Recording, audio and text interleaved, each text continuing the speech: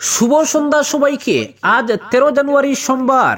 আজকের সন্ধ্যার বিশেষ বিশেষ খবর হলো, শ্রীভূমির পঞ্চায়েত বিজেপির দখলে যাবে দেখে রশিদ ভূপেনের বানচালের চেষ্টা, অভিযোগ সুব্রত ভট্টাচার্যের। সীমান্তে বেড়া সংঘাত, ভারতীয় হাই কমিশনারকে তলব ঢাকার। সরকারি আবাস ও বিশুদ্ধ পানীয় জলের অভাবে বিপন্ন পানগ্রামের বহু পরিবার, রাষ্ট্রপতি প্রধানমন্ত্রীর দৃষ্টি আকর্ষণ। কঠোর শাস্তি পাবে দোষীরা, মৃতদের পরিবারকে সাহায্যের আশ্বাস মুখ্যমন্ত্রীর। রাইজর দলের সাংগঠনিক শক্তি বৃদ্ধির তৎপরতা, আলগাপুরে বিশাল যুব অভিবর্তন। গ্রিন আবাসনে অভিযুক্ত কপিল মিশ্রকে প্রার্থী করল বিজেপি, নতুন বিতর্ক দিল্লির রাজনীতিতে। ভোটার তালিকায় কারচুপির অভিযোগে যুযুদান আপ বিজেপি। পতন অব্যাহত ভারতীয় মুদ্রার, প্রধানমন্ত্রী চুপ কেন, প্রশ্ন প্রিয়াঙ্কা গান্ধীর। স্কুল ইউনিফর্মে বন্ধুত্বের কথা লেখার শাস্তি, ঝাড়খণ্ডে 60 খুলে 80 ছাত্রীকে বাড়ি পাঠালেন প্রিন্সিপাল, তদন্তের নির্দেশ মুখ্যমন্ত্রীর। এবং সর্বশেষ খবরটি হলো, কাংপকপিতে আসাম রাইফেলসের অস্থায়ী গাড়িতে আগুন জনতার। এবারে শুনুন বিস্তারিত খবর। 2026-এর বিধানসভা নির্বাচন নিয়ে এখন থেকেই তৎপরতা শুরু করে দিয়েছে শাসক দল বিজেপি। শ্রীভূমি জেলার উত্তর করিমগঞ্জ বিধানসভা ভিত্তিক সক্রিয় সদস্য সম্মেলন অনুষ্ঠিত হয়। মুখ্যমন্ত্রী হিমন্ত বিশ্ব শর্মার নির্দেশ মতো এই বিধানসভা কেন্দ্রের দায়িত্বে থাকা সুব্রত ভট্টাচার্যের উদ্যোগে জেলা গ্রন্থাগার প্রেক্ষাগৃহে এই সম্মেলন অনুষ্ঠিত হয়। সবাই কংগ্রেসের কড়া সমালোচনা করে সুব্রত বলেন, কংগ্রেস নিজেদের পরাজয় নিশ্চিত জেনে কৌশলে আদালতে মামলা দায়ের করে পঞ্চায়েত নির্বাচন যাতে না হয় এর চেষ্টা করছে। নির্বাচনে ক্ষমতা থাকলে কংগ্রেস প্রতিদ্বন্দ্বিতা করে দেখুক। তারা বুঝতে পেরেছে পঞ্চায়েত নির্বাচন হলে শ্রীভূমি জেলার পঞ্চায়েত বিজেপির দখলে আসবে, আর সেটা আজ করতে পেরে নানা কৌশলে সেটা বানচাল করার চেষ্টা করেছেন কংগ্রেসের বরিষ্ঠ সদস্য হাফিজ রশিদ আহমেদ চৌধুরী, প্রদেশ সভাপতি ভূপেন বোরা। সুব্রত ভট্টাচার্য বলেন, বিগত লোকসভা নির্বাচনে করিমগঞ্জ লোকসভা আসনে বিজেপি অচিন্তনীয় বিজয় অর্জন করেছে, আর সেটা সম্ভব হয়েছে এখানের বিজেপি কর্মীদের জন্য। তৃণমূল স্তর থেকে জেলা স্তরের সদস্যদের একান্ত চেষ্টা এই সাফল্য এসেছে। তিনি বলেন, গত কয়েকদিন আগে গুয়াহাটিতে বিদায়নী দলের সভায় মুখ্যমন্ত্রী বেশ কিছু নির্দেশিকা দিয়েছেন। যারা রেশন কার্ড পাননি, আগামীতে পুনরায় এর ব্যবস্থা করা হবে বলে মুখ্যমন্ত্রী আশ্বাস দিয়েছেন। এছাড়া বিধানসভা কেন্দ্রের উন্নয়নের জন্য কি কাজ করতে হবে এর নির্দেশ দিয়েছেন। যেসব এলাকায় দলীয় বিধায়ক নেই, সেগুলোতে সাংসদরা তাদের তহবিল থেকে অর্থ বরাদ্দ করবেন, এর জন্য প্রয়োজনীয় নির্দেশ দিয়েছেন মুখ্যমন্ত্রী। সুব্রত বলেন, 2026-এর বিধানসভা নির্বাচনে আসামে ফের ভারতীয় জনতা পার্টির সরকার হবে। এর জন্য দলের সব কর্মীকে কাজ করতে হবে এখন থেকেই। দলের আদর্শ ও কার্যক্রমকে আরো জনপ্রিয় করে তুলতে সবার সম্মিলিত প্রয়াস প্রয়োজন। তিনি বলেন, বিজেপি দল যে নীতি আদর্শ মেনে চলে, এতে দলের কোনো কর্মীর মধ্যে বেশি দিন মতানৈক্য থাকে না। নিজস্ব পৃথক চিন্তাধারা সবার থাকতে পারে, কিন্তু সর্বোপরি দলীয় সিদ্ধান্তকে সবাই মাথা পেতে স্বীকার করেন, এটাই বিজেপির বৈশিষ্ট্য। আগামী বিধানসভা নির্বাচনে শ্রীভূমি জেলার সবকটি আসন বিজেপির দখলে আসবে বলে আশা প্রকাশ করেন সুব্রত। পরবর্তী খবরটি হলো, সরকারি আবাস ও বিশুদ্ধ পানীয় জলের অভাবে বিপন্ন পানগ্রামের বহু পরিবার, রাষ্ট্রপতি প্রধানমন্ত্রীর দৃষ্টি আকর্ষণ। সীমাহীন সমস্যায় জর্জরিত উদারবন বিধানসভা এলাকার পানগ্রাম প্রথম খণ্ডের জনগণ থাকার জন্য সরকারি গড় বিশুদ্ধ পানীয় জলের অভাবে ভুগছে 3 শতাধিক পরিবার। স্থানীয় জনপ্রতিনিধিরা তাদের সমস্যা সুরাহায় ব্যর্থ হয়। অবশেষে গ্রামবাসী দেশের রাষ্ট্রপতির দ্বারস্থ হচ্ছেন। পাশাপাশি সমস্যার সমাধানের জন্য লিখিত স্মারকপত্র প্রধানমন্ত্রী, রাজ্যের মুখ্যমন্ত্রী, কাছাড়ের জেলা কমিশনার, উদারবন্দের circle officer, conservator of forest, দূষণ নিয়ন্ত্রণ বিভাগকে পৃথকভাবে প্রদান করা হবে। রবিবার পানগ্রাম মাহুতপাড়া এ নিয়ে স্থানীয় বাসিন্দা শফিক উদ্দিন, গাজী আহমেদ, রফিক উদ্দিন, সেলিম উদ্দিন, হায়দর হোসেন, আলতাফ হোসেন, সফর উদ্দিন, আলমা বেগম, মিনারা বেগম, আক্তারুল নেসা, শিলা বেগম লস্কর সহ অনেকে ক্ষোভ ব্যক্ত করে বলেন, তাদের এলাকায় অধিকাংশ মানুষ শ্রমজীবী, ফলে বাঁশ পেতের ঘরে বসবাস করতে হচ্ছে। প্রতি বছর বাঁশ পেতের ঘর মেরামত করা তাদের পক্ষে অসম্ভব হয়ে দাঁড়ায়।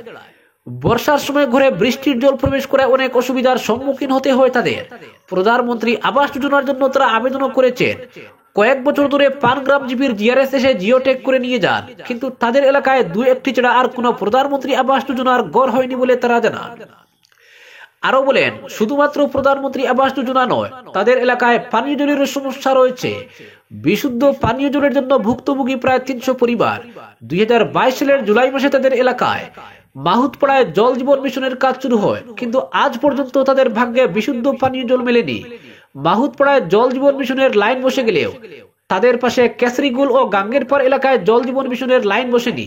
ফলে মধুরা নদী নতুবা 3 কিলোমিটার হেঁটে ঝর্ণার জল পান করতে হয় তাদের।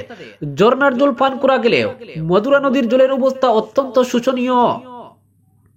পরবর্তী খবরটি হলো, কঠোর শাস্তি পাবে দোষীরা, মৃতদের পরিবারকে সাহায্যের আশ্বাস মুখ্যমন্ত্রীর।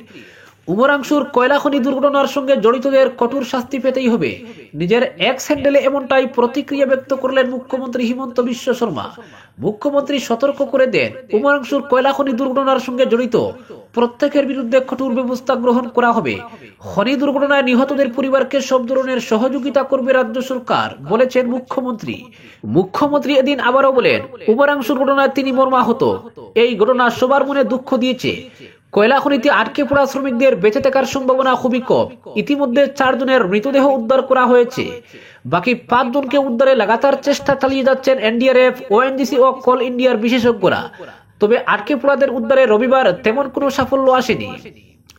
উল্লেখ্য, উমরাংশুর খনিতে গত সোমবার কয়লা খননে নেমেছিলেন শ্রমিকরা। রেড হোলের এই খনিতে আচমকাই হু হু করে জল ঢুকতে শুরু করে ভিতরেই আটকে পড়েন শ্রমিকরা। জাতীয় বিপর্যয় মোকাবিলা বাহিনী শুরুতে পাম্পের সাহায্যে খনি থেকে জল বের করে আনার চেষ্টা করে, তবে উদ্ধার কাজের প্রক্রিয়া জটিল হওয়ায় জল বের করা সম্ভব হয়নি। সোমবার সেনাবাহিনীর কাছে সাহায্যের আর্জি জানায় রাজ্য সরকার। দুর্ঘটনার পর আটকে পড়া শ্রমিকের সংখ্যা প্রথমে 20 জন বলে জানানো হয়েছিল, তবে পরবর্তীতে 9 জন শ্রমিকের নামের তালিকা প্রকাশ করা হয়। গত বুধবার নেপালের গঙ্গা বাহাদুর শ্রেষ্ঠ নামে এক শ্রমিকের মৃতদেহ উদ্ধার করা হয়েছে খনি গহ্বর থেকে। এরপর শনিবার আরো 3 জনের মৃতদেহ উদ্ধার করা হয়। পরবর্তী খবরটি হলো, আসাম রাইফেলসের একটি অস্থায়ী গাড়িতে ভাঙচুর চালিয়ে আগুন লাগিয়ে দিল উত্তেজিত জনতা। ঘটনাটি ঘটেছে মণিপুরের কাংপোকপি জেলার গেলজাং মহকুমায়।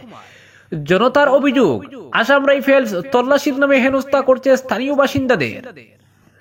তবে স্থানীয় সূত্রের খবর, হংবেং এলাকার নাগা জনগোষ্ঠী অধ্যুষিত এলাকায় বাড়ি তৈরির জন্য বেআইনিভাবে কাঠ কেটে নিয়ে যাচ্ছিলেন কয়েকজন। কাঠ পূজায় গাড়িটি আসাম রাইফেলসের জওয়ানরা আটকালে অশান্তির সূত্রপাত। উত্তেজিত জনতা আসাম রাইফেলসের অস্থায়ী ক্যাম্পে হামলা চালায়। জিনিসপত্র ভাঙচুর করার পাশাপাশি আগুন ধরিয়ে দেয় তারা। এই ঘটনায় হতাহতের কোনো খবর পাওয়া যায়নি।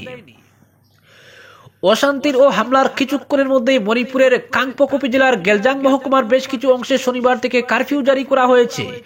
জেলা প্রশাসন সাফ জানিয়ে দিয়েছে, পরবর্তী নির্দেশ না আসা পর্যন্ত কারফিউ কোনোভাবে শিথিল করা যাবে না। আসাম রাইফেলসের উপর হামলার ঘটনা এই কারফিউ কিনা তা খুলসা করেনি বলেননি জেলা প্রশাসনের কেউ।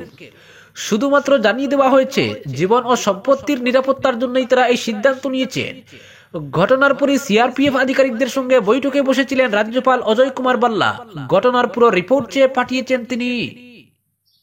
পরবর্তী খবরটি হলো, পতন অব্যাহত ভারতীয় মুদ্রার, প্রধানমন্ত্রী চুপ কেন প্রশ্ন প্রিয়াঙ্কার। মার্কিন ডলারের বিপরীতে পতন অব্যাহত ভারতীয় মুদ্রার। বর্তমানে ভারতীয় মুদ্রার মান প্রতি মার্কিন ডলারের বিপরীতে 86.20 রুপিতে গিয়ে ঠেকেছে, যা ইতিহাসে সর্বনিম্ন। ভারতীয় মুদ্রার দামে এই পতনের পর প্রধানমন্ত্রী চুপ কেন, এ নিয়ে প্রশ্ন তুললেন কংগ্রেস সাংসদ প্রিয়াঙ্কা গান্ধী। সংবাদ মাধ্যমের এক সমীক্ষায় বলা হয়, ভারতীয় রুপি আরো দুর্বল হয়ে ডলারের বিপরীতে 86-তে নেমে যেতে পারে। সেই আশঙ্কা সত্যি প্রমাণিত হয় মাত্র 24 ঘন্টা পেরোনোতেই। শুক্রবার 14 পয়সা পতন হয় ভারতীয় মুদ্রার এই পতন দেশের অর্থনীতিতে বড় ধরনের প্রভাব ফেলছে। ভারতীয় মুদ্রার এভাবে অবাধ পতন নিয়ে এবার মোদী সরকারের বিরুদ্ধে সুর চড়ালেন বিরোধীরা। মোদীকে নিশানা করে কংগ্রেস সাংসদ প্রিয়াঙ্কা গান্ধী বলেন, ইউপি আমলে মুদ্রার দামে পতন নিয়ে অনেক বড় বড় কথা বলতেন মোদী, এখন তিনি কেন এ বিষয়ে মুখে কুলুপ এঁটে রয়েছেন। পরবর্তী খবরটি হলো, রাইজর দলের সাংগঠনিক শক্তি বৃদ্ধির তৎপরতা, আলগাপুরে বিশাল যুব অভিবর্তন। পঞ্চায়েত নির্বাচনের আগে হাইলাকান্দিতে সাংগঠনিক শক্তি বৃদ্ধি করতে মাঠে নেমেছে অখিল গগৈ নেতৃত্বাধীন রাইজর দল। আলগাপুরে রাইজর দলের যুব ফ্রন্ট জাতীয় যুব বাহিনীর ডাকে এক বিশাল যুব অভিবর্তন অনুষ্ঠিত হয়।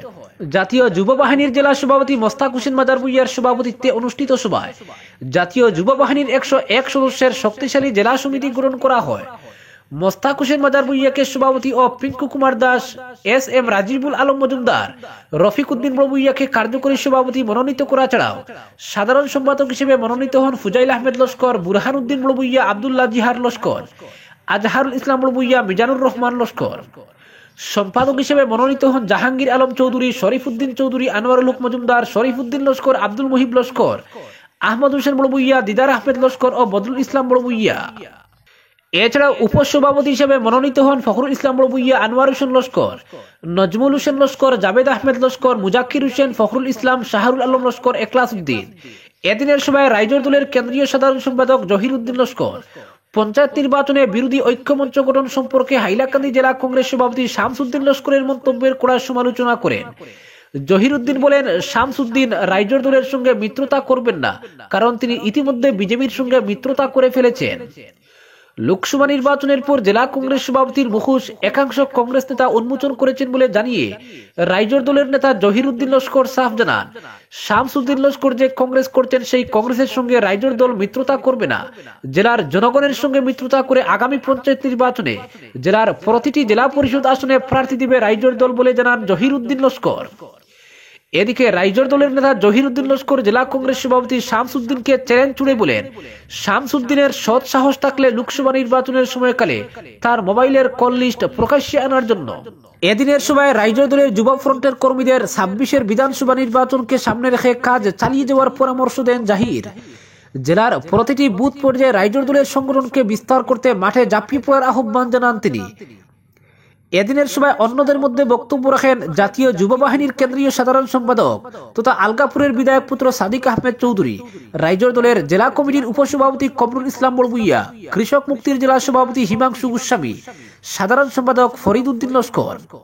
এদিন কংগ্রেস ইউডিএফ অগোপচরের শতাধিক যুবক রাইজর দলে যোগদান করেন।